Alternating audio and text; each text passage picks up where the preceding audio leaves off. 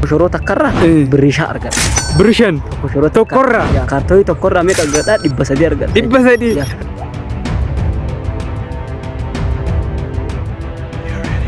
Qarshii 1,500 nan eegale jalqaba. Kabunaaf naa ergan san isii walitti qabeeta isii san 1,500 kanaan eegalee jechuudha. Warratti bilbileet of danda'eeraan jedheen jechuudha.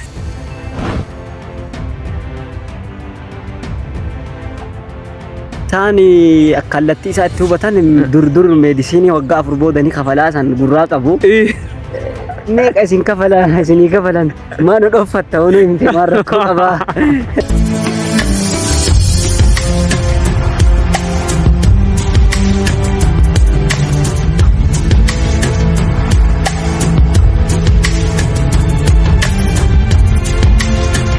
Irra nama jabaa tokko wajjiniin wal isin barsiisuuf deema. Namni kun barataa qaxalee barataa yuunivarsiitii waggaa 4ffaa isayyuu barataa medisinii ta'ee doormii isaatti suuqii nama banatee amma sadarkaa baay'ee nama ajaa'ibsiisu irra nama ga'ee jiru tokkoon isiniif qabadhee dhufee seenaa isaarraa waan hedduu barannaa jechuudha.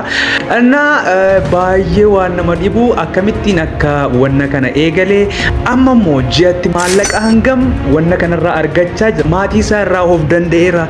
Asii ba'ee karoora akkamii qaba? Akkuma dur jedhamu barumsi medisinii baay'ee bizii nama godhaa jedhama. Akkamittis yeroo argatee barataan kun suuqii doormii isaa kenname lookerii isaa keessatti akkamiin banachuu akka danda'e waan hedduu irraa qoradhee isiniif qabadhee dhufeen jira. Akkasumallee dhaloota seenaa jiran hedduuf kan malu gorsa ajaa'ibaa achumaan nuuf qabatee dhufee jiraachuudha. Viidiyoo kanarraa waan hedduu akka barattan abdii guddaan qaba. Egaati chaanalii keenya kanaaf haaraa yoo taatan viidiyoo kana asumaan subscribe gochuun like gootanii koomentii keessatti immoo yaadaaf qeeqa nuuf qabdan akkasiin nuu qoodan asumaan isin gaafanna. Egaati amaan hajii eessatti dhalatee guddate? Akkamiin isoo kan medisinii join godhe? Eega join godhees immoo akkamitti gara hojii kanaatti seene kan jedhu full informationii guutuu isiniif qabadhee dhufeen jira. Seenaa baay'ee nama barsiisuuf nama bohaarsu waan hedduu of keessatti qabatee jira. Kanaaf egaa nu wajjin turuu hin dagatinaa.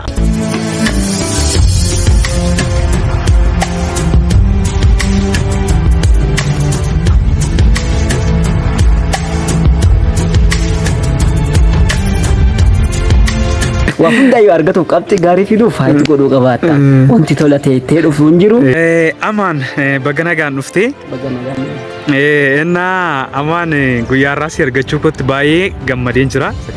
Gaaffii takkan siif qaba. Gaaffiin guyyaa irraa siif dhiyeessu. Ati barataa medisinii taatee gibbii keessatti hojii hojjechaa jirtu, mooraa yuunivarsiitii keessatti hojii hojjechaa jirtu. Hojii akka sabaatti illee nu boonsuudha. Baay'ee takka hojiin ajaa'ibsiifadheera. Sababa isaas barataa medisinii taatee hojii kana eegaluu keetti akkaataa kanaan socho'uun kee kun namoota kan biraaf illee fakkeenya ta'a. Kaka'umsa kee maali? Wanna kana akkati eegaltu wanni si kakaase ka'umsa akkasii ta'e maaloodha? Yaadi kun akkamitti si dhufe? Wanti marruu sababa qaba. Sababa malee namni waan wayii hojjetu jechuudha. Wanta taatee kamuu, akshinii kamuu, gocha kamuu, dubbii kamuu waa hunda dura waan san waatu duuba jira. Waatu duuba jira jechuudha. Ampuuliin har'a akkanatti ifu kun duuba isaa maashina gurguddaa jira jechuudha. Siistama gurguddaa baay'eetu jira. Laga gurguddaa jira ka inni irraa maddee dhufe jechuudha. So waa hunda waatu duuba jira. So kanallee sababa kana wanaaf tokkoffaan hiyyummaa jechuudha. Hiyyummaa jechuudha kan namni marruu beeku. Itti aansuun immoo just haalli nuti keessa jiru akka biyyattiitittuu jechuudha. Akka biyyattiitittuu dogongora guddaa keessa jirra jechuudha. Especially siistamni barumsaa biyya keenyaa kun gaarii miti. Biyya ikoonomiin keenya baay'ee laafaa ta'e kanatti teennee yuunivarsiitii keessa teennee harka keenya marannee luka keenya marannee sadarkaa itti nyaataa biyyatti barannu miti jechuudha. Ikoonomiin biyya keenyaa kun eeyyamu akkas jechuudha. Kana akka hawwii kiyyaatitti odoo siistama kana jijjiiranii koorsii tokko keessatti waa'ee biizinasii kana koorsii tokko kan tiyoorii osoo hin ta'in jechuudha. Kan akshinii barattoota yuunivarsiitiitiif osoo kennamee jedhee hawwa jechuudha. Mootummaa osoo akkas godhe natti tola. Barattoota akkuma doormii kennaniif kutaa wayii barattoota walitti ijaaranii kutaa itti biizinasii wayii itti hojjetan, kutaa itti namni barumsa gochaa itti eegatu, jireenya ikonomikaal istabiliitii isaa mirkaneessuudhaaf galma waa itti godha wayii gurmeeffame akka qabxiititti qabamaa osoo kennameefi jedha. Sababni isaas humni biyya ijaaru humni guddaan kun maratee yuunivarsiitii keessatti mana hidhaa moodernii dhugaa isin hima. Mana hidhaa ammayyaa jechuu ni dandeessa. Qormaatatti ofiin fudhata galee lukatti maratee doormii ofiitti algattii isaa gubbarra bahee ciisaa. Kazaan qursii deemaa, inni isaa deemaa, laayibireerii deemaa. Mana hidhaa kana keessatti immoo manni duwwa. Abbaan isaa qarshii erguufiitii hin cannaqa. Rakkoon dammoo namaa waliin nama buufti. Rakkoon abdii si kutachiifti. Rakkoon abdii si kutachiifti. Mataa si balleessi. Gaafa abdii kutattu dogongoraan gara biraa ilaaluudhaan haga maatii wali bu'uu tokko ga'aa jira jechuudha dargaggeessi biyya keenya. Maaliif yeroo naan ergineedha jechuudha. Buna akkamiin dhiisaree eegale. Suusiisaa qaba. Achiillee qarshiin hin jirtu attam godharree. Sii galee kanaafuu jidduu kanatti humni wali bu'uu hin qabne keessattuu humni hariiroon haadhaaf abbaa jidduu jiru hariiroo yoo sirriitti kunuunsan galma guddaa ittiin ga'a. Hariiroo yoo sirriitti hin kunuunsine galma kufaa ittiin gaani jedhu. So humni guddaan biyyatti qabdu inarjiin guddaan jedhamu kun humna hin barbaachifne kana wajjin humna baay'ee riiskii ta'e kana wajjin walitti bu'aa jira. Abaarsas fudhataa jira. Hojiillee hojjetaa hin jiru. Kun faaktarii kufaatii kennaa keessa tokko jedhee tarree kaa jechuudha akka nama dhuunfaatu. Argitanii? So kanaafi seenaan kun jijjiiramuu qaba. Hojjechuu qabaan. Yeroon umriin kenna itti utaali jedha itti utaali. Itti yoo fiigi jedha itti fiigi itti taa'ee yoo jedhan teennu kun marannee osoo teennu akka nurran tarree sodaa jedhu waan qabu. Waan kana eegalee jechuudha. Murtaa amaane waan xiqqoo gaaffii kanatti ta'e namoota yaada kana hordofaa jiranitti illee kan gaaffii ta'a jedhee yaadu amma barataan maatiirraa kan inni argatu suuqii kana gibbii keessatti eegaluu keef maallaqaan namni si deeggere jira. Jalqaba baay'isawee akkatti cabanitti tokkoluudha. Akkatti cabanitti tokkoluu aguma qabaniin socho'ulle. Dirqama wanti hamtuun maalidha hin qabu jedhanii hin danda'u jedhanii taa'udha. Yaadni yoo jiraate garuu akkuma itti sadarkama itti rakkatte sanitti haguma isii heeyyamame saniin ijjattee ijjata kan kee tokkotti yoo dura sii heeyyamame ta'e takkatti isa ijjattee booda suutaan sadiitti ijjatte. Booda suutaan sirritti ittiin deemtee booda suutaan ittiin fiiddaa jechuudha. Booda suutaan ittiin barartaa jechuudha. Argite? Kanaafuu ani maaliin eegalte ka jedhu qarshii 1,500 nan eegale jalqaba. Qarshii 1,500 maatii kan si ergan sanirraa jechuudha. Suma san irraa kuusee irraa qusadhee qarshii 1,500 warri naa ergu kabunaaf naa ergan san isii walitti qabeeta isii san 1,500 kanaan eegalee jechuudha. Har'a immoo garuu meeshaan an qabu qarshii 10,000 gaheera. Booddee immoo gaafa 1,100 ga'ummoo Irna baay'ee waan nama boonsu baay'ee waan nama gammachiisudha. Baay'ee natti tolee jira amaan kiyya. Inna kun namoota kan biraallee barumsa guddaa kennaaf jedhee yaada.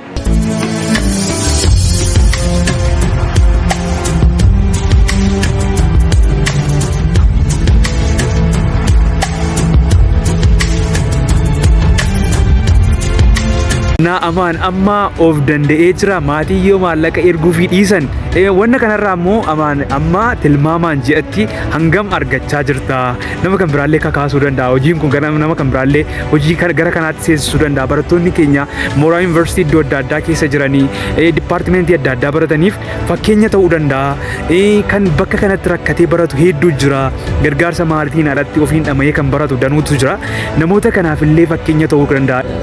Gaafii gaariidha. Dormitti eegalee gana kararratti illee eegalla baay'ee. Imala gizee deemnuufa karatti illee gurgurataa deemuu eegalla jechuudha. Dirqama gatii hagam argatta kan jedhuuf amaanuuf danda'a kan jedhu saniif bilbilee itti hime jechuudha warratti. Warratti bilbilee of danda'eeraan jedheen jechuudha. Yes. Confidence amma nagamu. Yes, yes. Oh, amazing, amazing. Anamma waan xixiqqaa waa akka bunaa waa akka qalama daftara waan akkas jedhamu waan xixiqqaa san waan gurguddaa hin beeku ammaaf hin beeku waan xixiqqaa akkasiisan of danda'eeran jedheen jechuudha warratti bilbilee. Ajaa'iba. Maazaritti bilbilee itti hime jechuudha. Maal feeling akkamii isaa itti dhagahame isaan? Maal baay'ee man dinqisiifanni? Isaan kallattii isaa itti hubatan dur meedisinii waggaa 4 boodanii kafalaa san gurraa qabu. Meeqa isin kafalan isinii kafalan maanu dhoffatta hono himte waan rakkoo qabaa waan akkasii illee jira boodarra itti hime jechuudha hubachiiseera xiqqoo itti himeera jechuudha. Ajaa'iba. Kanaafuu wanni jedhee meeqa argatta waan jedhu saniif koshoroo takkarra birrishaa argata. Birishan tokkorra. Kanaafuu ji'atti yoo isii torbaanii yoo kaartoonii tokko fixe kaartoonii tokkorra meeqa argata 300 argata. 300 namni barataa immoo kosoroo maan jiraatan jettu laayibirii bahee eessaa bahee kaafee bahee iyyuu akka suusitti ta'e kan nyaatu jira. Laayibirii namni yoo halkan turee dhufu yoo beela'u juusii tiyyaa fi koshoroo walirratti qabee oofaa. Fuuldura dhaabbattee eegda. Koshoroo bichaarra koshoroo torbaan tokko yoo kaartoonii tokko fixe qarshii 300 argadha. Ji'a keessa torbaan meeqa jira 4tu jira. Kanaafuu ishigii 4 fixe yookaan kaartoonii 4 fixe birrii meeqa? 1200. 1200 jechuun eenyuma waciin ji'a tokko kan maan cufamte jechuudha. Argitee ati wanna kan biraa immoo ani hedduu amma initial pointiin kee akka 10,000 akka ga'e nuuf eertee turte baay'ee nama dhibaa kana jechuun tilmaamuun isin inni bugaa inti isaa argataniittu innaa baay'ee nama boonsaa amaan kiyyaa sitti boonnee jirra nullee akka sabaatti wanna barumsa guddaa namaa ta'udha. Wanni kun dhaloota hedduu akka irribaa kaasu abdii guddaan qaba.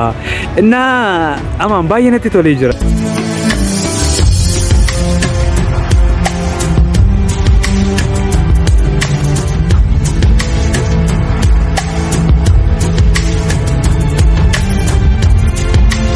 Ka'umsi kee, ilaalchi kee, enerjiin kee baay'ee kan dubbatamu mini. Naa barattoota akka keenya yuunivarsiitii irra jiranii, dipaartimentii adda addaa baratanii hanga yoonaattuu maatirraa deeggarsa eeggataniif dhaamsa akkamii qabda? Dhaamsi an qabuuf humna kana osoo fayyadamnee jedha humna kana odoo yeroon hin darre kontiraaktiin ni kennan dhuma kan keelleen dhuma kiyyalleen dhuma maarallee jechuudha. Just guddataa raggisee jennu yookaan yoo dheerinaan daballe yookaan baraan daballe guddataa irra seena jechuudha. Gara biraatiin immoo kallattii birootiin yoo ilaalle umrii 64 jiraatta yoo ta'e gaafa 23 irra gara 24 deemu umriin takkasirraa hir'atti jechuudha kontiraata keetirra. So at the same time guddataa ragawaati jettu jarasiin immoo xiqqaatti. Yeroon sitti adeemaa deemti. Yeroo kana waan warri nutti baase gadameessa nudha waan boriif rabbillee ittiin nu jaalatu sanni kanneen osoo milkeessin akka hin duune waan nurraa eegamu godhuu qabaanna. Just jireenyi salphaa seetanii ilaalinaa. Jireenyi akka booksiiti. Maatii gosa barbaaddu argachuuf faayitu godhuu qabaatta. Jireenya akka barbaaddu jiraatuudhaaf faayitu gochuu qabaatta. Wanni salphaatti argamu hin jiru. Akkuma kun warri booksii wal faayitu godhusan waa hundayyuu argatuuf qabxii gaarii fiduuf faayitu godhuu qabaatta. Wanti tola ta'ee dhufu hin jiru. Amma yeroo baay'ee barattoonni namni Itoophiyaa keessatti rakkoon jiru namni hundumtuu hojjetaa mootummaa ta'uudhaa fi kan baratu jechuudha. Baay'inaan yoo gaafatte baratee fixee miindaa qabatee jireenya mataa isaatiitti irraa hin gochuufi Itoophiyaa keessatti immoo faayinaanshaal firiidamii hojjetaa mootummaa ta'anii argachuun waanuma hin yaadamne jechuudha. Innaa gaafsanii namni takka waggaa 12 baratee san booddee atleast yoo xiqqaate waggaa 4 yuunivarsiitii dabarsaa waliigala waggaa 16 gubee hanga kana maatii irratti dipeend ta'e san booddee achi gaafa ba'u immoo galee ammas falan qabu iddoo dhaquu hin qabu hojiin hin argamu rakkoo hedduutu jira ammallee maatii irratti ba'ata. Kanaaf maatiin egaa maatii waan ta'aniif malee baay'ee ulfaataadha wanna kana. Kanaaf amma ilaalchati wannati fuutee kaate kun moodela taata namoota hedduuf jedheeti kanan sooshaal miidiyaan xiqqaan qabu sooshaal miidiyaa kanatti yaada kana qooduuf jaalladhe muuxannoo baay'ee anumtillee ofii kiyyaa sirraa argadheen jira. Waliin baranna malee agas mara wanna diskasii goone hin qabnu. እና baay'ee takkanatti tolee jira. Kanaaf barattoonni yuunivarsiitii iddoo kan biraa jirtan illee kakkoomsa mataa keessaniin wanni hin danda'amne hin jiru, wanni hundumtuu ni danda'ama jettee gorsa baay'ee namatti tolu asumaan nuuf qooddee jirta. Dhaamsi kati qabdu kan biraan kanaaf jira dhimma kana wajjin kan wal qabatu. Yes, keessattuu qaamni barate ka jedhamu kun maqaan kennamee fi haalli inni itti jiraataaruu fi wanti inni irra jirus garagar ta'eera jechuudha. Bara kana yeroo kana keessatti qaama barate yoo jedhamu maal jechuudha? Qaama qaroome jechuudha. Waan hin beekamne wayi ka barate jechuudha. Argitee taa'umti amma namni hin baranne wayi barumsa hin baranne jedhamu wayi naannotti yoo mana ka seeraan qaxxi godhee warra siviil injinariin waggaa 5 barate caala ka ijaaruu danda'u ta'e. Yoo namni hin baranne wayi lafaa ka'ee biizinasii namicha economic business management whatever barumsa biizinasii kanneen baratee yuunivarsiitiitti eebbifame osoo inni jiru warri barumsa hin baranne kutaa 8 tarre yoo manatti biizinasii guddaa ka sochoosu ta'e kun immoo galee hojii mootummaa eeggatee dhabee warra hin baranne sanirraa dhaqeeti damoosni haga ga'uu fi muddamee qalama liqaa daa'imman ofiiti barumsaan barsiisuuf irraa ka fuudhu yoo ta'u eentu baratere? Ajaa'iba. What is the purpose of education? Maali kaayyoon barumsaa? Ufneeti surree haadhaaf abbaa bichisiifnee harka kiisii kaa'annee yeroo kenna asii gubuudha. Mee maal ta'e yoo ka bu'aa ta'u ta'e taate mucaan siviil injinaringii waggaa 5 barateeti yuunivarsiitii bahe mucaa safaratti gimbaataa jala deddeemee lallaale caalaa kawaa hojjechuu hin dandeenye yoo ta'e maaliif baratere? Mee kaayyoon konseptii siviil injinaringii maali? Konistirakshinii maali? Konistirakshinii barate ofii hojjechuu yoo hin dandeenye ta'e yeroo qisaasa turee jechuudha. Shakkii hin qabu kana. Baay'ee nama. Keessattuu qaamni baratee jedhamu yeroon isaa mataa itti gadi qabata. Warra barate irratti qoosuun yeroo itti hafu amma warri baratan jedhan barantanii miti sammuu keessan mee agarsiisa akka bara gadheeni seenaa tafaan hin banne jechuudha. Baay'ee nama dhibaa ilaalcha amma waan ati amma kaasti irratti akka tasa yeroo baay'ee maal jedhu barataan injiinarii baratee galee shinti beetiyyuu ni ijaaru jedhama. Ilaalchi kuni injiinarii jechuun ikku biyya keenyatti malee ilaalcha badaa akka qabu barattoonni jira jedhaman biyya keenya gaafa saqqalan eessa deemu biyya alaa deemanii maal baratu teekinoodhaan amma ko uffannee jirru kun eenyuun hojjeta? Injiinarii bilbila nuti fayyadamaa jirru kun injiinarii hojjetee makiinaa baay'ee bitachuuf hawwinu kun hojjete eenyudha? Injiinariidhaan kana qofa miti mana baay'ee babbareedu kana laallu kana waama argamu bilicheedhu kana kan hojjete maal? Injiinariidhaan ilaalchi kun baruudhaaf ilaalchi kun soba akka ta'uu fi maal gochuu qaba? Barataan amma injiinarii barataa jiru piraaktikaalii akkuma tamma jette sirriitti hordofee amma kun amma fayyaa nama irratti yoo shaakalamaami nama isa yoo du'e ichuma irratti baratamaami hin du'aami namni garuu wanni kun wanni hojjetamu kun wanni du'u jiru wanni badu. Kanaaf ilaalcha hin qabnuu fi sochiin keenya baay'ee murteessaadha. Kanaaf barataan yuunivarsiitii jiru yuunivarsiitii kamirra yoo jiru maatii itti dadhabee barsiisaa jiru yaaduu qaba waa'ee isaa. Egeree isaa yaaduu qaba. Achii bahee waggaa makanaa kana yuunivarsiitii keessatti weest godhee achii bahee mana qabachuu barbaada. Gaa'ela gaarii qabachuu barbaada. Mana gaarii keessa jiraachuu barbaada. Waan hedduutu jira. Financial freedom argachuu barbaada. Gaafa kana ofii ofiin walloluun walitti nama dhufu nama kan biraa wajjin walitti buutuu hin taane ofii ofiin walitti buutuu dhufa jechuudha. Kanaaf ati nuuf fakkeenya guddaa barataa kan biraaf illee fakkeenya guddaa asitti wanti eegalte kun wanni asitti shaamaan asitti ifte kuni egar boosaa guddaa taate hawaasa keetti mul'atti miire tokko jedhanii lama jedhu. Kanaaf yuunivarsiitii daaddaa rakka jirtan barri keenya kun immoo bara teekinooloojii bara opportunity hedduun jiru. Amma amaan suuqii eegalte ati asitti amma sooshaal miidiyaa yoon eegalee eewun nadaan keessa bakkee keessatti waan hin qabu yaada hin qabu yoon asirra ol keewwadhe eewun nadaan keessa namni nadaan keessu hin jiru. Kanaaf ilaalchi keenya ilaalchi nuyi qabnu aawutoo booksii ta'uu qaba. Bal'isnee yaaduu qabna. Maatiin keenya nu eega ofiin keenya nu eega akka umriin keenya dabalaa deemu wanni nu barbaachisu nutti adeemaa kanaaf anillee asiin dhaamsa hin qabu barataa yuunivarsiitii adda addaa irra jirtan humni hojii dargaggeessi humna o'aarra jiru yaada addaa ta'e akka kee kana burqisiisuu danda'u kam hojiitti haa eegalu. Maatiin keenya nutti hin gufatin nuun haa boonu argite atileetitti maatiitti bilbilee itti himeen jira an of dandee gatii samunaa jedhee kun maatii keef bu'aa guddaa argite satisfaakshinii guddaadha sa'aatii kanatti boqonnaa sammuu ofii keef illee kanaaf yuunivarsiitii adda addaa irra jirtan barumsa kam keessa kan barattan dhaamsa isinii qabnu adaraa keessan of bara irribaa ka'a dammaqaa obboloota kenna bakka maatiin biyyillee isin eegaa kanaaf jireenya gaarii jiraachuu barbaadna jireenya gaarii jiraachuu barbaadnu saniif immoo aarsaan itti kaffallu sun barbaachisaadha ishee sanii kanaaf anillee isin dhaamsa koo kanan jedha guyyaarra waan hedduu irratti diskas goone